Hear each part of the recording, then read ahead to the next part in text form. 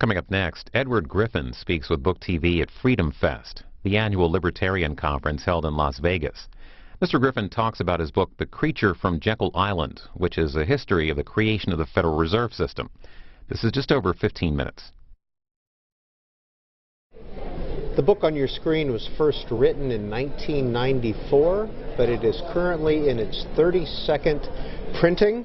This is the 5th edition, and the author is G. Edward Griffin, and he's joining us here on Book TV on C-SPAN 2 in Las Vegas. Mr. Griffin, who is the creature from Jekyll Island?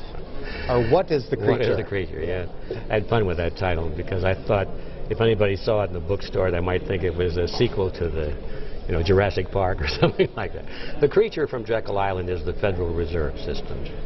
And the reason for the Jekyll Island connection is because one of the most interesting things about the Federal Reserve is that it was created on Jekyll Island. It's a real island. It's off the coast of Georgia. And it was on that island back in 1910 that a small group of men gathered, and it was their mission to draft what became eventually the Federal Reserve Act. And I see you're going to show the pictures there. Yeah, those are the guys. And the funny thing about that piece of history is that the Federal Reserve Bill was being sold to the American people at that time as a piece of legislation that was going to somehow control those big bad bankers. You see. And what they didn't realize is that the big bad bankers that you're looking at right there, those are the epitome of the great power centers of banking.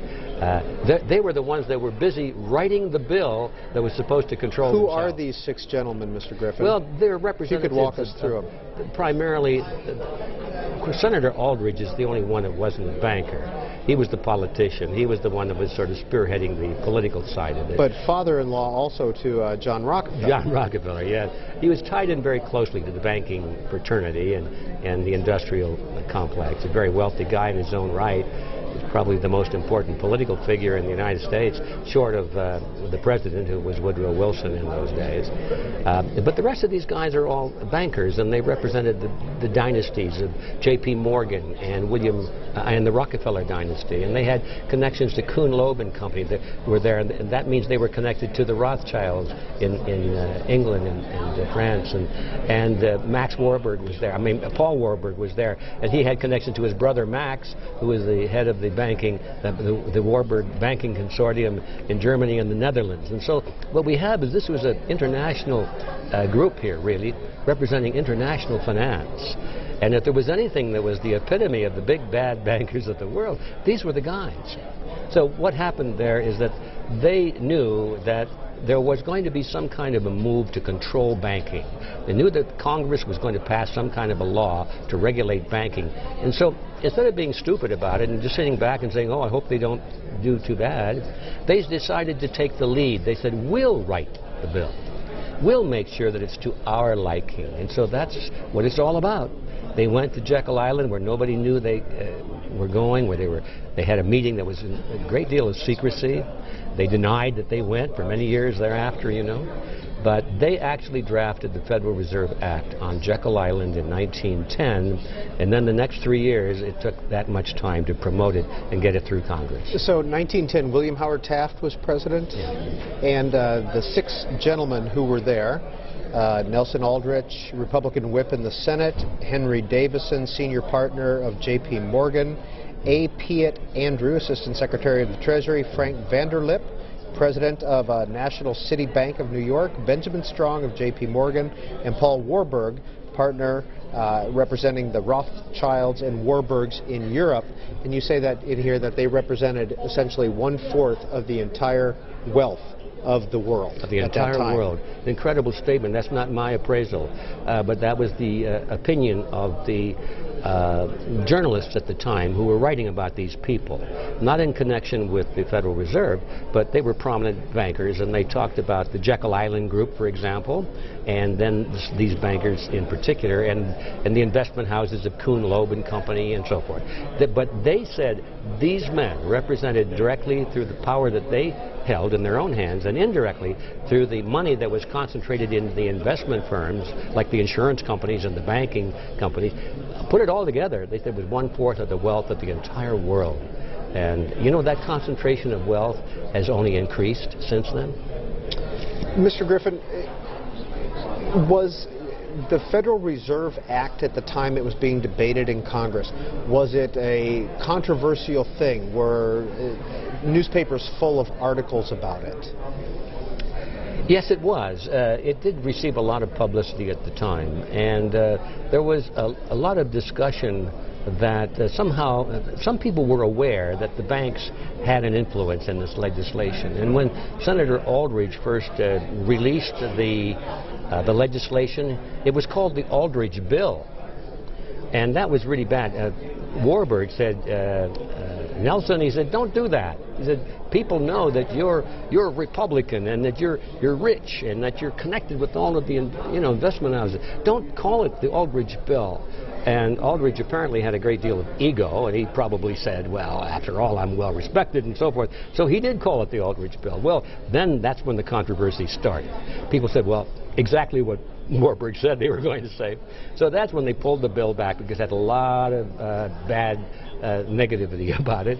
And then they reissued it, almost the same bill, but they got some Democrats, Carter Glass, it was called the Glass Bill, but he was a Democrat, so that was okay, you see. People still, even in those days, had the idea that somehow Democrats were hardworking people, you know, blue collar and dirt under their fingernails, you know, like Ted Kennedy. But so it worked. The point is the ploy worked, and okay, now it was a bill being sponsored by the common man, and that's how they basically. So in your view, the bill, the Federal Reserve from the beginning was a ploy? Oh, absolutely, it was a ploy. It was a brilliant piece of strategy. These people were not stupid. They're great psychopoliticians, they're great strategists. And in fact, while the bill was being debated in Congress, some of these people went before the public. They gave speeches knowing it would be reported in the press, and they were interviewed by journalists, and they said, oh, this bill that they had written on the side, nobody knew it, but they said, this bill is not going to be good for business. It's bad for America. And they actually did that ploy. And knowing full well that the average guy would read that in the newspaper and say, these big bankers don't like the bill. Must be pretty good, you know. These fellows were brilliant, and that's how they sold it. Well, you asked the question in your book, The Creature from Jekyll Island, what is the Federal Reserve, and what is your answer? Well, what it is, it's a cartel. It's not a government agency. It has the appearance of it being a government agency, and they went to great lengths to give it that facade. It does have the power of government because Congress voted to give the power of enforcement to it. But in its essence, underneath it, it's a cartel. It's nothing different than a banana cartel or an oil cartel or sugar cartel. It happens to be a banking cartel. They got together, they drew up the rules and regulations for their own industry, to self-regulate their own industry is what cartels do, and then they sent it to Congress, and they took off the label at the top that said banking cartel, and they erased that, and they said Federal Reserve Act. Congress passed it into law, and that's why we think it's a government agency, is because if you don't obey the rules that they set down for their own industry, you go to prison. And so it looks like a government agency. But basically the answer to your question is it's a banking cartel. When did you get interested in this topic?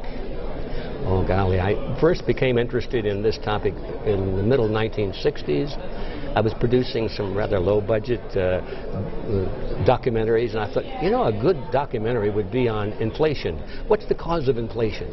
I wasn't too sure myself what it was, but I knew it had something to do with the manipulation of the money supply. So I started to do some research, and I never did produce the documentary, but that's when I got my interest into it. I had a box full of research, and then anyway, eventually I got the box back out and started to give some talks on it, and it just sort of grew. There was no great milestone along the way. That the more I learned about it, the more I realized that it was a very important topic to the future of our country. You write in The Creature from Jekyll Island that the FDIC is not insurance. What is it? Well, this is a hard thing to answer because you have the problem that when you over-insure something, or if you insure something to the point where there's no risk at all, then there's a tendency for the thing you're insuring against to happen. You know the old jokes about it. You've got the store that's losing money, and so you insure it for $1 million, and by golly, it burned down. You know, just couldn't help it. It just somebody left the match, I guess. Yeah, that's called moral hazard, and when that's the name the insurance industry gives it. So when you have a government agency guaranteeing that banks cannot fail, and they're going to take taxpayer money, okay, and make the banks whole again if they go belly up, or if there's a run on the bank or something like that, you are encouraging banks to make risky investments and to make risky loans, because what have they got to lose? They know that they're not going to be allowed to suffer the consequences of their own acts. And secondly, the FDIC isn't really insurance. It doesn't really rate the banks. In other words, the more risky banks don't pay a higher premium than the more conservative banks. They all pay the same rate. So this is another form of moral hazard. Those who are conservative and are doing the best for their stockholders and their investors are making less money, and the reckless banks are out there making reckless loans and everything and making more money. And so the conservative banks say, well, I guess we better be reckless too. And so the whole industry tends to go that way. And that, by the way, is a shorthand way of explaining what's happened to our banking industry in the last, well, next year the Federal Reserve will be 100 years old. So this has been going on for 100 years. So, Mr. Griffin, what should be done in your view with the Fed? There's only one thing to be done with the Fed. If you remember what it really is, it's a cartel. A cartel that has the monopoly power of our nation's money. The Fed needs to be abolished. There's no other way around it. You cannot take the power to create money out of nothing and give it to men and expect that power not to corrupt those men. I don't care whether they're bankers or politicians.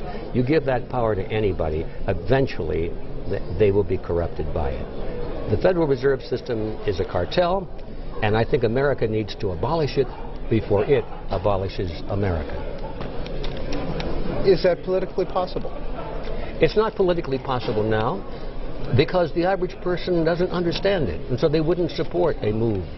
But it's becoming more possible with the passage of every month, and certainly every year, as more and more people are waking up to the fact that our banking industry is based upon fraud, and that these bailouts and all these stimulus programs that are being done with this newly created money, this is not helping the people, it's plundering the people. As more and more people come to that awareness, then it becomes more and more politically possible. Right now, I don't think it is, but when I wrote this book some years ago, there was practically zero interest in the topic. And now we've got demonstrations and end the Fed movements and investigating the Fed, audit the Fed movements, and the movement to abolish the Fed is actually growing. I see that on college campuses. Once in a while, I have an occasion to speak before a university group, and you'll see people with placards, end the Fed, end the Fed. Well, this is the new generation coming up, you see. So, again, back to your question, it's not possible now, but the movement is growing, and I think probably in the next probably 8 to 10 years, it probably will happen. Would you advocate something replacing it? I don't think anything needs to replace it except honest banking. Remember, it's a cartel. I don't think that bananas have to have a cartel to be sold. Individual banana companies can sell their bananas without joining a cartel and regulating the prices. So I would say, let's return to honest banking, and that's what would replace it. We've been talking with G. Edward Griffin, the creature from Jekyll Island, in its 32nd printing. He's also the founder and president of Freedom Force International and the creator of the Reality Zone. What are those? Well, Freedom Force International is it's a group, it's an organization, and as the word suggests, it is international. It's a group of people that want to bring about positive change, and they have a plan to do it. They're not just a bunch of complainers. They have a plan to do it. And that plan is to kind of reverse the process by which we feel we've lost our liberties and our control over our system. There are people who really have a lot to gain from the present political and banking system. They have a lot to gain, and they have gained a lot already. They're very wealthy, they have a lot of political power, and they have acquired that power by gradually moving into what they call the power centers of society. And they take them over at the top. They know that people follow groups. They move in groups. And so they figure if they can just get control of the leadership of important groups like political parties, for example, or labor unions, or media outlets, then only a few people can lead the many. That's how we've lost our control of the system, because these power centers have been in the hands of people who want the system to look exactly like what it does look like today. So our plan is to reverse that process. We are bringing people together into a network and helping each other to move back into those power centers and reclaim authority and influence in those power centers. That's Freedom Force International. And what's Reality Zone? And Reality Zone is our commercial site where we sell things. We sell books and recordings and video documentaries, and we sort of explain why it is we're doing this and what we hope to achieve. And realityzone.com is the website. 32 printings, 5 editions of The Creature of Jekyll Island. How many of these books have you sold? I think it's approaching about 500,000 now. Very close to it. G. Edward Griffin has been our guest on Book TV on C-SPAN 2.